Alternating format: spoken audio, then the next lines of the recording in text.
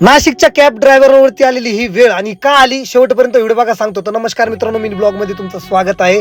नाशिककरांनो आणि भावांनो, नाशिकमध्ये अशी बिकट परिस्थिती आली, बघू शकता. इतके डिव्हाइस असताना ओला उबर कोणाला तर बुकिंग वाजत नाहीये, कारण की वाईट परिस्थिती अशी झाली. नाशिकमध्ये इतक्या गाड्या झालेल्या, प्रत्येक व्यक्तीला काय वाटतं नाशिकमध्ये खूप मोठा धंदा आहे आणि ओला उबर मध्ये खूपच धंदा आहे. तर नाही भावांनो, खूपच वाईट परिस्थिती नाशिकमध्ये. तर तुम्ही ना थोडा गाडी घेताना थोडा विचार करा. ज्यांना नवीन मुलं आहे त्यांना माहिती नसेल कदाचित की नाशिकमध्ये काय विषय चाललाय. तुम्ही एखाद्याच्या गाडीवर ड्रायव्हिंग करून पहा, काम करून पहा, त्याच्यानंतर गाडीची रिस्क घ्या. कारण की लाईन बघा तुम्ही गाड्यांची, इतकी मोठी नाशिक रोडला मोठी लाईन लागलेली आहे, जागोजागी गाड्या उभ्या आहे.